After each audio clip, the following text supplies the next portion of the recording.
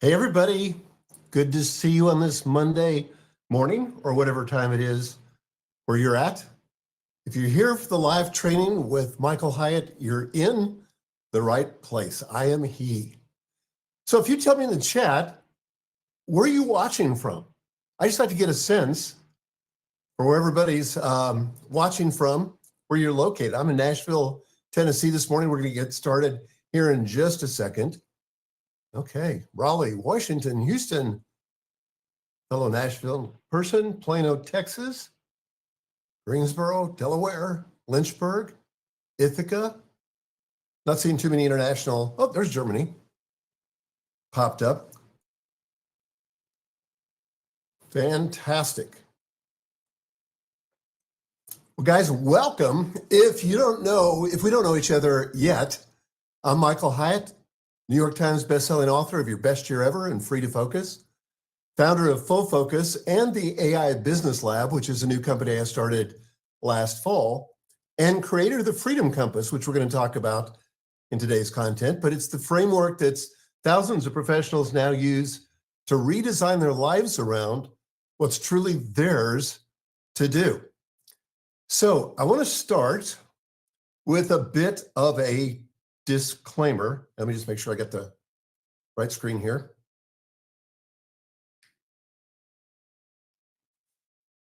And here it is. Some images in this presentation were generated or enhanced by AI. A human, me, brought the judgment, the direction, and the veto power, and AI brought the speed and an unreasonable amount of patience. So in keeping with today's whole point, AI assisted, but the contribution is mine. And that's what we're going to be talking about today. So we're going to be talking about how to reclaim 10 hours a week with AI, and basically how to protect those hours from filling up with more work. And as a thank you for showing up live today, you're going to get a copy of one of my favorite new tools. And it's called the AI Time Leak Finder. And it's a single, ready-to-use AI prompt you paste into any AI tool, ChatGPT, Claude, whatever you're using, doesn't matter. And within minutes, it shows you exactly where your AI usage is silently creating more work for you. Now, that friction is probably something you've stopped noticing, but it's going to tell you what to stop, what to simplify, what to change. You don't need to do anything. This is just going to auto-magically show up in your inbox. I guess actually, David's popped it in here to the download, so you could download it there if you want to. Okay, before we jump in, I know it's tempting to multitask, right? All of us are probably guilty of this from time to time, but I want you to resist the impulse. What I've got to share today is going to be invaluable to you, and I don't want you to miss it. What I have to share could be the moment you stop using AI the way almost everyone in the world is using it right now, and start using it in a way that finally gives you back the time that you need to carry on the rest of your life. So silence your phones, close your email, just be here, be present. Now, while you're typing, and I will allow you to type in the chat. In fact, I'd encourage you to type in the chat. I'm going to be answering your personal questions live at the end of our time together. And I've got two important resources for you when we close, and you're going to want to make sure you stay on for those. But go ahead and ask your questions as they occur. My team's going to be pulling those together and putting them into a document for me to use in the Q&A time at the end. Okay, so let's dive in. And I want to start with a story. Give me just a second. I'm trying to make sure I've got the right slide queued up. Okay, so I want you to imagine with me.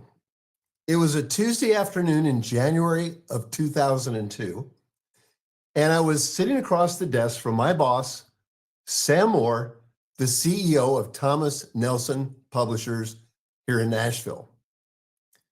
The walls were lined with books that we'd published. I remember scanning the spines while we talked, and I felt proud. And a lot of those books belonged to the division that I ran at Thomas Nelson. And my team and I had taken the worst performing division at Thomas Nelson, dead last out of 14, and turned it into the most profitable one in just 18 months. And my boss, Mr. Moore, had called me in to say thank you. Except he didn't just say thank you. He slid a piece of paper across the desk. It was a bonus check. In fact, it was the biggest one that I'd ever seen. I had to read the number twice. It was larger than my annual salary. I drove home that afternoon, grinning ear to ear. I was giddy. I could not wait to tell Gail, my wife. We have 5 daughters. We had a lot of expenses. The check was going to change things for our family, and I just knew it. I had finally bagged the big one. So I walked through the door expecting champagne. What I got instead was Gail asking me to come sit with her in the den. Now, she was quiet for a long time. And then she said, "Michael, I love you. I am so proud of you. And I appreciate everything you're doing to support this family. But I got to be honest with you." And she began to tear up. "You're never home. Your 5 daughters need you now more than ever. And even when you are home, you're not really here. You're somewhere else." And then she began to cry. And she said this sentence I can still hear in my head to this day. "Honestly, I feel like a single mom."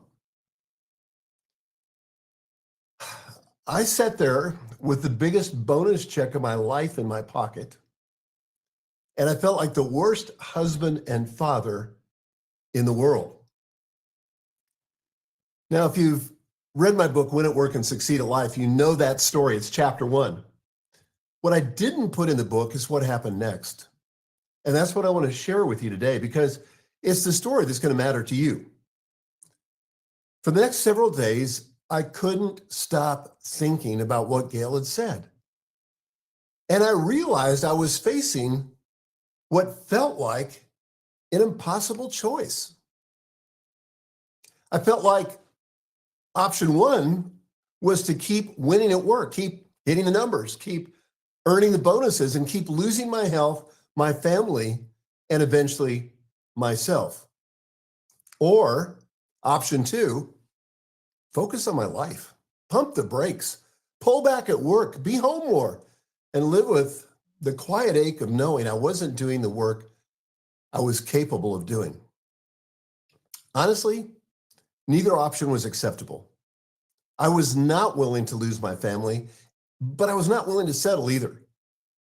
So over the next week, something started to shift. I began to wonder, what if there's a third option, a way to win at work and flourish in life, not trade one for the other?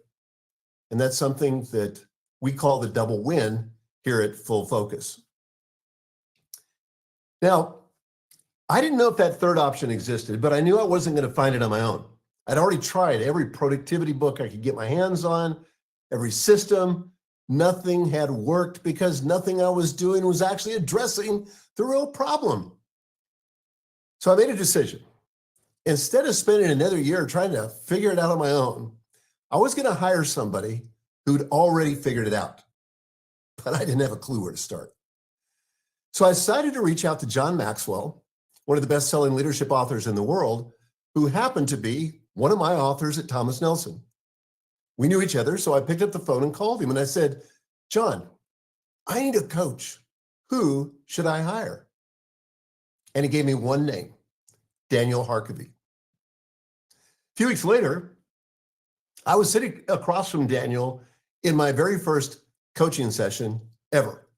I was telling him about my schedule, the turnaround of our division, how much was on my plate, even the conversation with Gail. And so he listened for a while, intently. And then he stopped me. And he said, Michael, can I make an observation? I said, please. He said, it looks to me like you don't have any boundaries. I didn't know what to say because he was right. And then he said something that reframed my entire relationship with work. He said, Michael, you don't need a better productivity system. You need more clarity on what's actually yours to do. Guys, that was the moment. Not the bonus check, not even Gail's tears, that sentence. Because what Daniel helped me to see was that I'd been solving the wrong problem. I've been trying to do more, cramming more into the same 24 hours. And what I actually needed was to get clearer about less. Now, Daniel didn't hand me a framework that afternoon. He just asked the right question. But that question lodged in me. And over the next several years, I did the work of turning it into something I could actually use and give to other people. And that's where the freedom compass came in. That's where the double win philosophy came from. And that's where the answer to Gail's real question, is there a third way, finally emerged. And the answer is yes, there is a third way. Now, I want to tell you why this story matters right now, today in 2026. The question that Daniel pushed me to answer 24 years ago, what's actually mine to do, was a question most people could get away with never answering. You just work harder and cram more in, say yes to everything, and grind your way through. Now, granted, it wasn't healthy and it wasn't sustainable, but for most people, most of the time, it sort of kind of worked. Well, that's over. AI has changed everything. AI hasn't just made it possible to do more. AI has made it possible to do virtually anything. An entire marketing campaign, a business plan, a podcast script, a client proposal in minutes. And the things that used to take you a week now take you an hour, which on the surface sounds like great news, right? And for some people it will be. But here's what I've been watching happen for the last 2 years as I've coached leaders through the shift. The people who didn't have clarity about what was theirs to do before AI, they're not getting clarity from AI. They're just filling their plates faster. AI isn't rescuing them from the frustration cycle. It's accelerating it. The question that changed my life in 2002 is no longer optional. AI is going to force every one of us to answer it. The only question is whether we answer it on purpose in the next few months or whether we let AI answer it for us by default over the next few years and live whatever it picks. Now, that's why I called this training How to Reclaim 10 Hours a Week with AI. And I gave it the subtitle, and this is really important, How to Protect It from Filling Up with More Work. Because there's a way to use AI that actually gives you back your life. But it starts with a completely different set of beliefs about what AI is for in the first place. And here's what I want to invite you to consider today. The double win approach to AI is the best path to doing the work only you as a human can do without losing yourself in the process. That's the belief I want you to walk out of this training with today. But before I show you the map, I've got to show you the trap. If you can't see the pattern you're already running with AI, the map I'm about to give you is not going to help you. You'll just lay it on top of the pattern and you'll end up exactly where you are right now, only faster. So here's the pattern, and I want you to be honest with yourself as I describe it. Almost every professional I've coached over the last 2 years is running the same exact play with AI. They're using it to do more, to go faster, to accomplish more work, and to fill the time it saves with even more work. It goes something like this. ChatGPT writes the email in 30 seconds, and you spend the next 9 minutes you saved drafting 3 more emails. Claude drafts the proposal in an hour, and you start 2 more proposals. The tools are working exactly as advertised. They're saving you time on every individual task. And somehow your calendar is just as full as it was a year ago, probably more. And by the way, just to be clear, I'm not sitting here as someone who's never run this play. I've run it too, especially with AI. When I first started using AI, it did save me time, real time, hours back in my week. But guess what I did with those hours? That's right, I filled them with new projects I would never have started before AI. Projects I'd always said no to because they were out of reach. Well, AI suddenly made them possible. So I said yes. In about 3 months, I was right back where I'd started. Calendar full, week gone, finishing nothing, doing more than ever. Now, the trap doesn't care how smart you are. The trap will catch you too. I know it because it caught me. Now, look, there are hundreds of new productivity books published every year. Hundreds. Everyone chasing the next system, the next method, the next planner, and almost nobody questioning the assumption underneath all of them that the goal is to do more. Well, AI is the new productivity book. Same broken assumption, just a faster processor. If a productivity system has never permanently fixed your overwhelm, an AI tool isn't going to do that either. You don't have a speed problem, you have an operating system problem. And no amount of horsepower fixes the wrong operating system.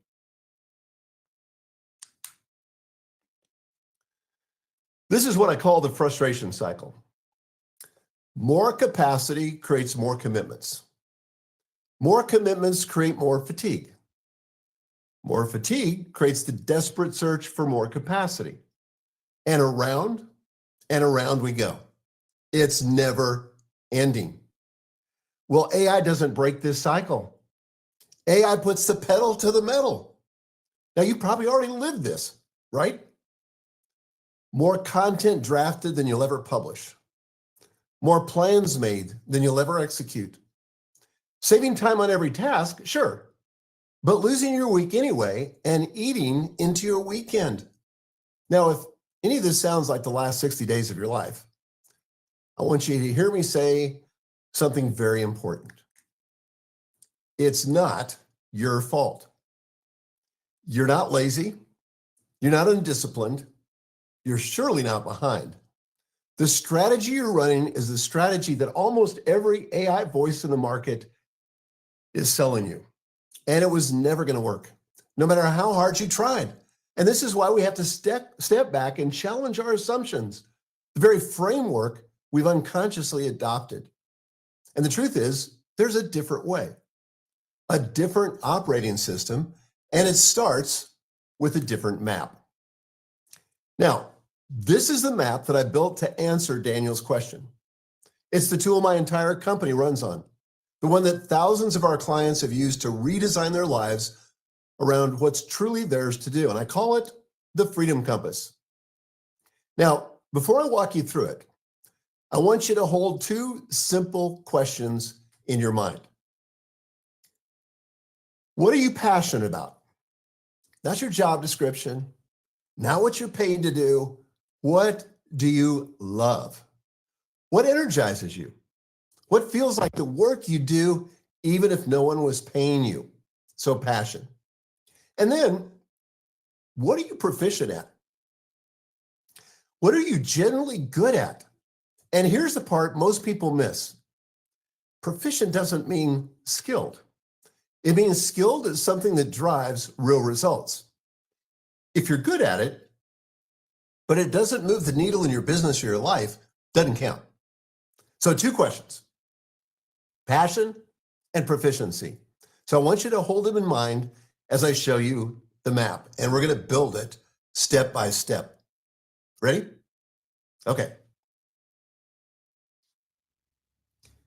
So we've got 2 axes, passion and proficiency. And when you cross those 2 questions, 4 zones emerge. Every task on your calendar today, every meeting, every project, every email, every dreaded item you keep moving to next week lives in one of these 4 zones. Now, 3 of these zones, the bottom 3, are zones where AI should be helping you get work off your plate. 1 zone, the top one, is the only zone where AI's job is to make you better at the work you're already doing. This is your true north. 3 zones to exit, 1 zone to amplify. And that's the fundamental operating system change. So I want to talk about each of these 4 zones. It's important that you understand it, especially in the world of AI where we're living today. The first zone is the top one. It's the desire zone, where your passion and your proficiency overlap. The work you love and the work you're great at, the work that drives real results. Now, when you're in this zone, the feeling is flow. Time flies. You feel alive. This is the contribution only you can make. Now, for the educator, if you are one, it might be that moment when a student, something finally clicks for them. If you're a pastor, the sermon, the bedside visit, the moment of pastoral care that nobody else can give, at least like you. If you're a business person, it might be signing that big client or launching a game-changing product or even optimizing a system that will make your business run more efficiently and more profitably. For me, when I take the same assessment, it's crafting vision and strategy, coaching high-achieving leaders through their breakthrough moments, writing books and creating new programs from scratch. But whatever your version of it is, you know it the moment I describe it. This is what's actually yours to do. The desire zone is the answer to the question Daniel was pushing me toward in 2002. What's mine to do? Okay, the second zone, the disinterest zone. These are things you are proficient at, but no longer passionate about. And when you're in this zone, the feeling is boredom. Feels like time stands still. Now, listen to me carefully on this one, because this zone trips up almost every business owner I've ever coached. The disinterest zone is not just the boring stuff. It's often the work you used to love, the work you got really good at, the work that probably built your career or your business. But somewhere along the way, quietly, without permission, the joy went out of it. And for me, my disinterest zone is reviewing financial statements, operational dashboards, managing personnel issues and performance reviews, leading routine staff meetings. Now, I'm good at every one of those. And there was a time when I enjoyed them, but I no longer enjoy a single one of them. They used to fulfill me. Now they keep me out of my desire zone. But here's why this zone is so hard for entrepreneurs and business owners to let go of. These are often the activities that are paying your bills. Consider the financial planner who keeps doing every client meeting himself. He's good at it, but he's not as energized as he used to be. But he can't seem to step out because those meetings are where the revenue comes from. Or the consultant whose hands-on engagements built the firm. Or the doctor who's outgrown one-on-one patient hours but can't picture the practice running without her. Letting this work go feels like letting go of the engine that pays you, which is why most professionals never do. And they pay for it with the years that should have been their best. Now, the double win picture is this. designing the business that runs without you doing the lost joy work yourself. AI is the most powerful tool we've ever had for building that, and it's one of the reasons I love it. Now, the third zone is the distraction zone. Things you are passionate about, but not proficient at. You love them, but you're not the right person to do them. And when you're in this zone, the feeling is kind of one of escape. There's excitement, there's curiosity, but it's kind of junk food for the soul. It's where we go to avoid the real work only we can do. Don't ask me how I know this. So for me, for years, web design was in my distraction zone. I loved tinkering with it, but I was bad at it. And every hour I spent on it was an hour stolen from my desire zone, where I should have been writing, leading, or just thinking. Well, these days, my distraction zone is more likely to be diving into the technical weeds of AI development without the right expertise, or trying to keep up with social media. Things I honestly love, but are not a good use of my time. They're not my desire zone activities. For some of you, it's the side project you've been, quote, exploring for 2 years. The hobby that's slowly becoming a second job. The skill you keep trying to learn instead of hiring it out. Then there's the fourth zone, the drudgery zone. Things you are not proficient at and not passionate about. The double whammy. Now, when you're in this zone, the feeling is dread. That sinking weight in your chest when you see it on your list yet again. The shame of putting it off again.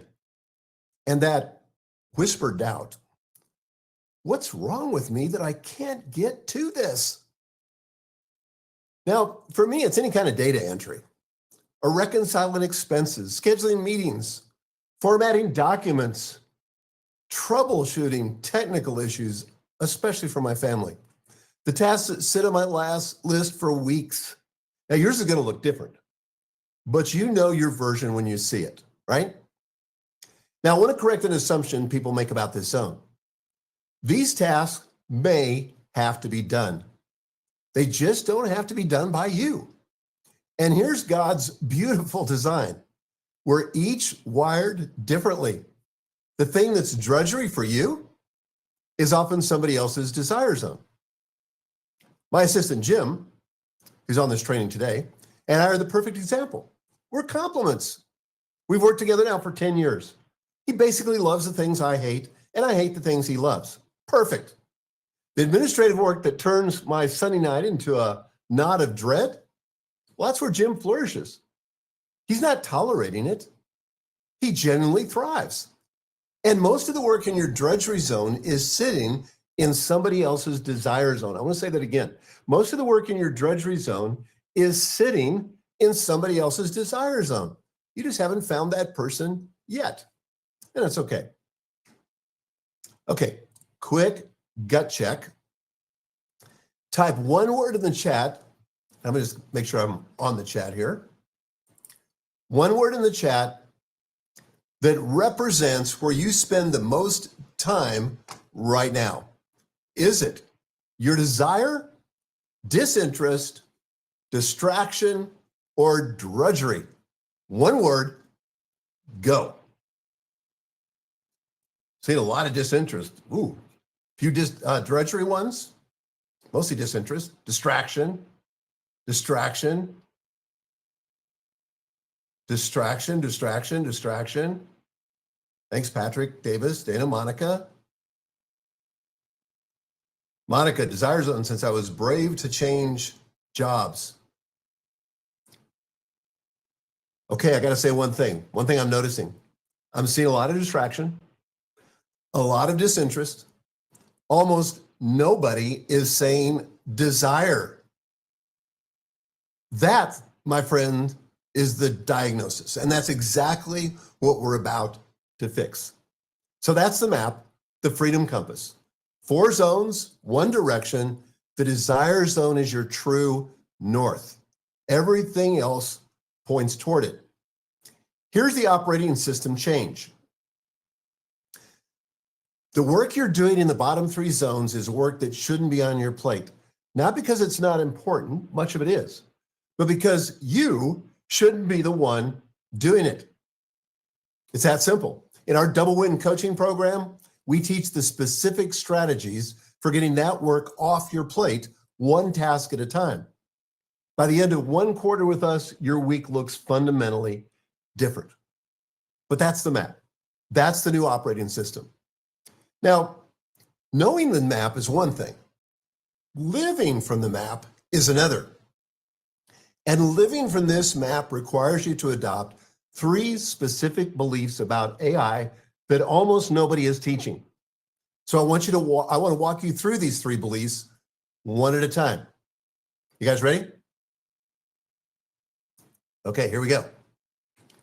Belief number one, AI is a clarifier. Now, this first belief is about purpose. What is AI actually for? And what's it for?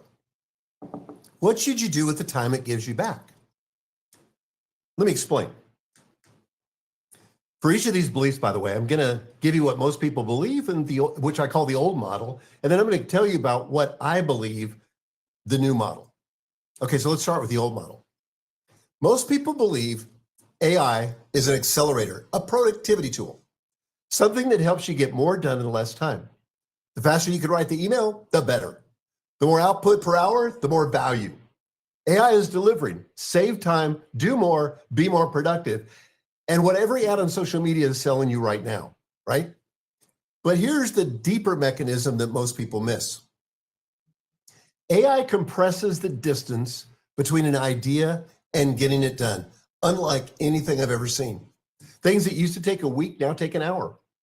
And that compression makes you bolder.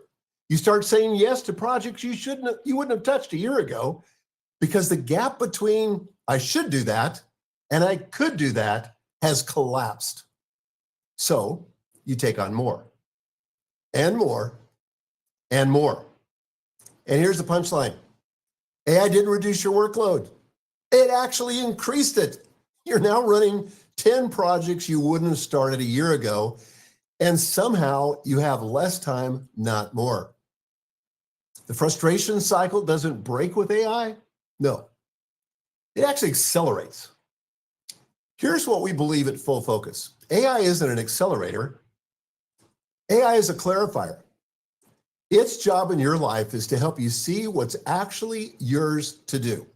And once you're clear about what's yours, here's the second half of the belief. The purpose of AI is to help you do less of what isn't yours. And the time it gives back is protected, not refilled. I want to say that again because it's so important. The time AI gives you back should be protected, not refilled. When AI takes an hour off your plate in the disinterest zone, that hour does not get reinvested in more disinterest zone work. It gets protected, walled off, repurposed for the desire zone for the work that's actually yours to do, or for rest, or maybe for your family, or for the long walk that finally gets you to think. Now, the time AI gives back is not free capacity, it's recovered life. Treat it like the rare and finite thing that it is. Now, let me show you what this looks like in real life. 6 months ago, I started using AI for the first draft, or for the first draft of my AI Business Lab Insider newsletter. That used to take me 8 hours spread across 2 full mornings. Now it takes 90 minutes because I'm editing and shaping rather than drafting from scratch. 6.5 hours saved every week. Now, here's what most people would do with that time, and it's frankly one of the things I started doing, was thinking about doing more. Add another newsletter, add a YouTube show, add a second launch, fill it. And like I said, for a time, I did that too. Once I caught on to what was really happening, here's what I did instead. I used that time to give myself more margin, more white space. So that when one of my grandkids drops by in the afternoon, I can stop what I'm doing and spend 30 minutes with him or her. Gail and I have time to watch one of our favorite shows in the evening or book dinner with friends. We have time to sit on the screened-in porch at our lake house, like we did this weekend, and have the long, deep conversations we'd never otherwise have time for. That's the fundamental operating system change. AI as the discipline of less. A collaborator who gives you back your life, not one who quietly steals it. Now, I know what you're thinking, but Michael, I have a business to run. I just can't take afternoons off. I have deliverables. I have clients. I have payroll. I hear you. And I'm not saying don't grow your business. I'm saying be honest about what you're growing. If AI gives you 4 hours back this week and you fill them with more disinterest zone work, you didn't grow. You just got busier. So listen to me. Nothing grows your business faster or better than when you're staying in your lane, working in your desire zone. That zone creates the most leverage. It provides the greatest contribution to your future. So when AI gives you 4 hours back, the highest return move is not to pile on more output, is to invest 2 of those hours in your desire zone, the work only you can do, and 2 of them in the people only you can love. That's growth. That's the double win. Which brings us to the second belief. Once you know what AI is for, how should you actually engage with it? Belief number 2, AI is a collaborator. Now, this second belief is about practice. How do you actually engage with AI? What's your stance when you sit down at the keyboard? This is the most important of the 3 beliefs, and if you only get one of these right, get this one. So let me explain. Most people believe that AI is a tool. It thinks for you. And the point of AI is to outsource the thinking. Ask it a question, get an answer, accept the answer, move on. And the smarter AI gets, the less thinking you have to do. The smartest thing you can do is hand over as much as possible. Strategic decisions, hiring calls, direction. The thinking that used to require a leader, AI can now do faster, maybe even better. But the moment you outsource your judgment to AI, you outsource your contribution. You stop being the leader of your own work. You become the editor of someone else's work. And that someone else, namely AI, has no skin in the game, no skin in your life, your team, or your future. And the cost shows up slowly. 6 months in, you can't remember what you used to think about a problem before asking AI. A year in, you can't make a hard call without running it by Claude first. 2 years in, you've lost the capacity to be the person your team, your family, and your community need you to be. Well, here's what we believe at Full Focus. AI isn't a tool. AI is a collaborator. Now, that's the line I've been preaching for 12 months at every speaking engagement, every workshop, because it's the single shift that changes everything about how you engage with AI. A tool does what you tell it. A collaborator brings something to the table. A tool serves you. A collaborator partners with you, which is why you don't think through AI, you think with AI. Through means AI does the thinking and you receive it. With means you're both at the table and you're still the decision maker. Your collaborator is not your oracle, it's your sparring partner. You bring the judgment, the values, the context, the relationships, the nuance. AI brings speed, breadth, pattern recognition, and the willingness to give you 10 options when your brain only has generated 3. And here's the rule that matters most, the most important rule on this entire map. AI can't replace human judgment. It can't substitute for your unique gifting, especially in your desire zone. That contribution, that's actually yours. The call you make as a leader, the word you speak as a pastor, the design that you finalize as a creative. The strategic move you choose as a business owner, that's yours. It requires your judgment and it costs you something. And the moment you let AI carry it for you, two things happen. The contribution stops being yours. It becomes generic. And you stop becoming who you were meant to become. Because the work that's most ours is the work that forms us. Strip it away, and you don't just lose the output, you lose the person the output was making you into. Give me a second here to switch. There we go. Let me make this concrete. When I was preparing this training, or any training, I use AI extensively. I mean, big surprise. AI helps me with research. It helps me with structure. It helps me draft and refine. AI tells me which stories are working, which transitions feel forced, which lines need rewriting. But here's what AI does not do. AI does not decide what I have to say to you today. AI does not choose the truth I'm willing to put my reputation behind. AI doesn't pick from my own scars the ones I'm going to open up in front of you. I do that. Sure, AI is in the room, but the contribution is mine. Now, if I let AI choose what I'm saying, if I generated a training on AI and the double win and sat here and read it to you, you would feel it within 90 seconds, right? The conviction just wouldn't be there. The struggle wouldn't be there. The cost wouldn't be there. It would sound like AI, which is to say it would sound like nothing in particular. Competent, fluent, totally forgettable. Well, your contribution is the same. Use AI to amplify it. Never let AI replace it. Now, here's the yeah, but that I hear most often. But Michael, AI is going to keep getting better, right? And at some point, won't it just be smarter than I am at everything? No, smarter is not the question. Here's the question. What do you bring to AI? What do you bring to the collaboration that AI cannot? I'm going to tell you this as simply as I can.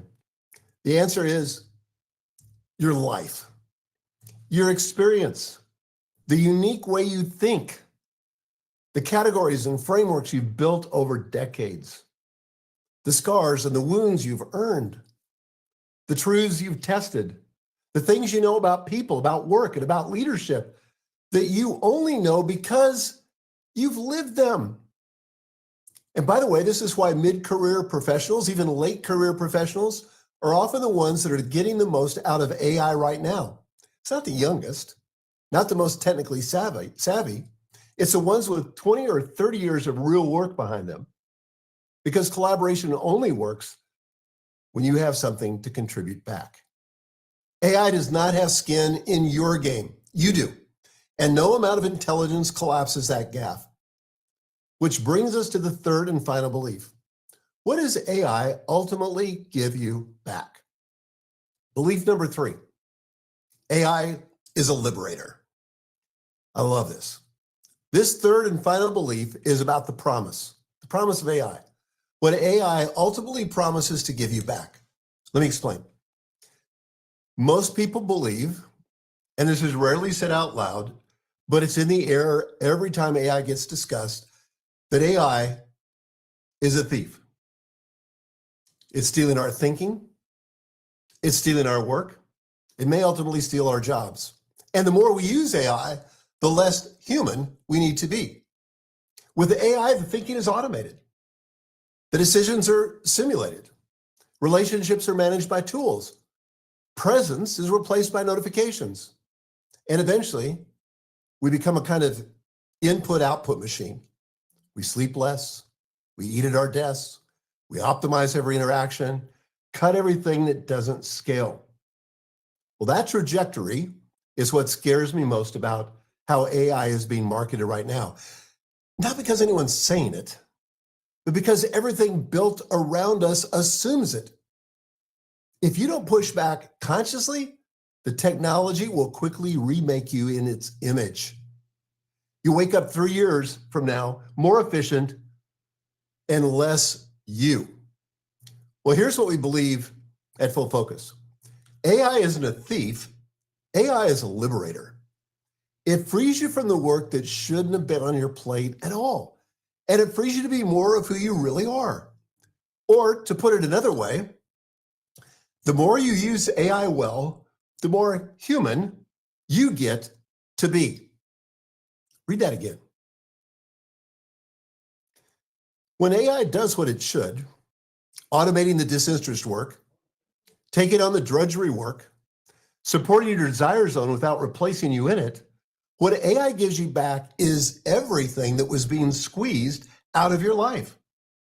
The time to think, the slow walks, the dinners, the unhurried conversation with your daughter, the Saturday morning that doesn't get hijacked, the capacity to actually be present with the people in front of you, the analog things, the sacred things, the things AI can never give you, but can give you back the time for.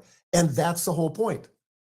AI used well is not a tool of dehumanization. It's a tool of rehumanization. I'll tell you what this looks like for me. 2 years ago, before I started to figure this out, I was the most productive I'd ever been. I was also the most anxious, the most reactive, the most quietly hollow. Well, today I work fewer hours than I did 3 years ago.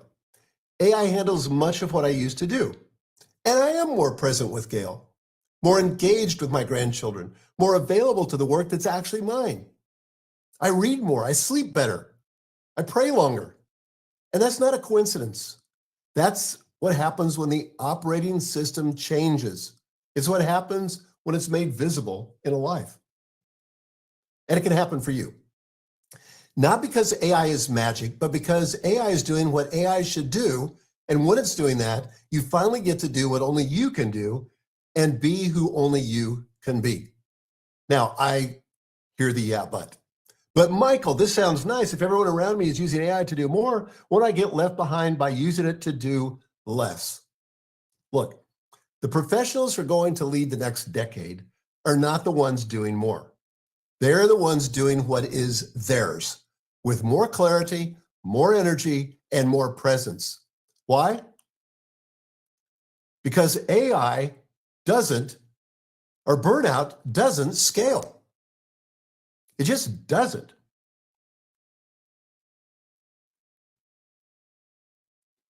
None of this work is going to scale in that kind of situation. It's just going to steal from you. Okay, so we've talked about the 3 beliefs. We've talked about the 3 promises, if you will, of AI. And I want to kind of summarize it so that you've got something to walk away with. And it's this.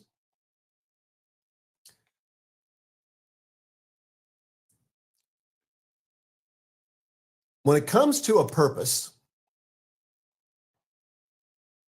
AI isn't an accelerator.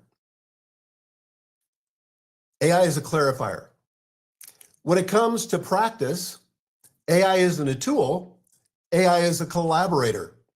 And when it comes to promise, AI isn't a thief. AI is a liberator. Can't you imagine what your life looks like on the other side of believing these 3 things? Imagine for a moment, you wake up clear about what's actually yours to do. You sit down with AI as a collaborator, not as a tool. The hours AI gives you back are protected. They're not refilled. Your desire zone fills with the work that only you can do. And your evenings, your weekdays, your relationships, the analog and the sacred parts of your life, those come back to you. And perhaps most importantly, you become more yourself, not less. That's what's on the other side of these 3 beliefs. And here's the whole idea, the one sentence I want you to walk away holding. The double-wit approach to AI is the best path to doing the work only you can do without losing yourself in the process. But here's the deal. Beliefs alone aren't enough. Living from them is the work. So here's what I want you to do. Now, we've been together for a while, and I've shared a lot. My story, the trap most professionals are running with right now, the Freedom Compass, the 3 beliefs about what AI is and isn't for in your life. And before I tell you exactly what to do next, I want to hear from you. Okay? Are you leaning in toward the new model approach to AI, the double win approach, or are you leaning back toward the old model approach to AI? So if you're leaning in toward the new model, I think Dave's got a poll set up here. Dave, can you pop that up?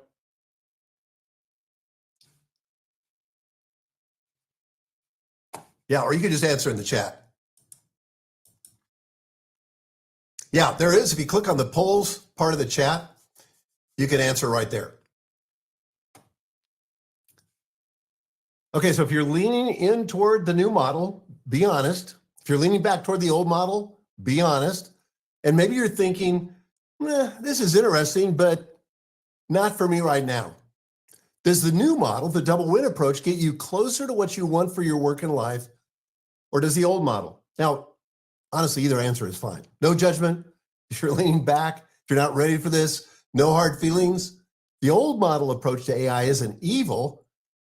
It's just exhausting and harder on you over time. And I've lived it long enough to know. But if you're leaning in, even a little, I want you to pay close attention to what I'm about to share, because leaning is not the same as doing something about it. So again, if you're leaning in toward the new model, go ahead and indicate that in the poll. Right now, it looks like 96% of the people are leaning into it. 4% are leaning back toward the old model. And I'm just going to flip over here to the chat. Yeah. Excellent. I feel like you guys have really engaged, and I'm grateful for that. Okay, so I see a lot of leaning in. Now, let me be really transparent with you about how we do things here at Full Focus. I'm not here to hard sell you on anything. My goal today was to show you a different path, the double win approach to AI, and let you decide whether or not it's for you. Everything I've taught you today, honestly, you could probably bootstrap. Me tomó 6 semanas construir mi startup de inteligencia artificial. You may not even need our coaching program. Some of you will take what I've shared today, implement it, and see real change, and I'll share you on. But here's what I know from experience. Most people who try to make this shift alone hit a wall. Not because the concept is hard, but because subtracting and protecting the capacity that AI gives you back is the hardest thing a high-capacity person will ever do. It's one thing to understand it. It's another thing to actually say no to the next project that AI just made possible. To stop letting AI think for you on the work that's actually yours. It's so easy to default to more when the pressure's on, and the pressure will come. That's just life. Now, remember what I told you about hiring Daniel as my coach? I made the decision to hire someone who'd already figured out a third way before I knew what the third way was. But I had something big at stake. Gail, my marriage, my daughters. The how came later. And that's the purpose of a live strategy call with one of our coaching advisors. So I'm going to tell you more about that in just a minute. You bring the stakes, you bring the commitment, we help you figure out the how. So if you're leaning in, here's what I want you to do. Don't just think about this. Don't just go home and journal about it. Take 3 actual steps down this path. Okay, step number 1, book your strategy call with one of our coaching advisors, Scotty or Will. Here's what actually happens on the call, and I want you to really hear this because it's not what you might expect. This is not a sales pitch. It's a real coaching session. The call is designed for a specific person, and if you're a high-capacity leader, a professional, or a business owner who is already achieving at a high level, but the way you're doing it is not sustainable, and AI is making that worse, not better, this is built for you. It's a 45-minute call where Scotty or Will gets to know you, your situation, your goals, the patterns that keep you stuck. And in that strategy session, they're going to ask you the same question Daniel asked me in 2002. What's actually yours to do? Now, you don't have to spend 24 years getting to the answer. You can get there in 45 minutes if you show up willing to be honest with yourself. Look, people cry on these calls. I'm serious. Not because they're sad, but because someone is finally asking the kinds of questions that lead to the big breakthroughs. And I promise you this, you're going to walk away with clarity, not just on the need to do less items, but on how to do it in your unique situation. You'll get clear on what your highest leverage work really is, your desire zone work. And you walk away with a plan to move past the single biggest thing standing between you and getting your life back. And whether you ever work with us or not, that's worth your time. So if that sounds like you, scan the QR code on the screen right now and grab a spot. Do it now while I keep talking. And if it turns out there's a fit in the call, and not everyone is a fit, by the way, we actually don't invite about 40% of the people into our program, Scotty and Will share about Double Win Coaching, where you get hands-on support from me and our team of coaches to actually make the shift, but only if it makes sense for you. Zero pressure, I promise. Step 2, get shaved 10 hours off your work week. After you book your call, I'm going to give you 2 bonuses. First, you're going to get my ebook, Shave 10 Hours Off Your Work Week. Most of us are running 50, 60, even 70 hours a week, and we're still feeling behind. The solution isn't another productivity hack. The solution is buying back 10 hours, which is the equivalent, get this, of getting back 1 full 40-hour week every single month. That's an entire quarter every year. This ebook walks you through 4 proven strategies to do that. How to boost your energy, how to guard your time, how to sharpen your focus, and how to flex your no muscle. These are the same strategies I used to get my own life back when I started working with Daniel. They were life-changing for me, and they will be for you too. Step 3, get Master Your Mondays. This is the ultimate guide to crushing the week ahead. Look, most of us start the week reactive. Calendar full of things we agreed to do weeks ago, no clear sense of what really matters. The Sunday scaries already settling in by Sunday afternoon. Well, Master Your Mondays gives you a simple weekly process, 20 minutes, that will completely change how Monday feels. By Sunday night, you'll know exactly what your top 3 priorities are for the coming week. And just as importantly, you'll know what you're not going to do. That's how you protect the time that AI gives you back, and that's how you stay in your desire zone. Okay, so here's the deal. Book your strategy call now. And you immediately get both tools to start working with before your call even happens. And by the time you talk to Scotty or Will, you'll already be taking steps toward winning at work and flourishing in life using AI as the collaborator who gives you back your life instead of the tool that quietly steals it. So scan the QR code now. Now, at the top of the hour when we began, because I checked with the guys, we had 32 open spots between Scotty and Will on their calendars. And I can guarantee you they're already filling up. And they're going to be gone by the time I finish our Q&A, which I'm about to start. They always do. So book your call now while they still have availability. Okay, guys, I'm going to open it up for questions. And while I answer your questions, that QR code will stay open on your screen. So if you haven't booked it yet,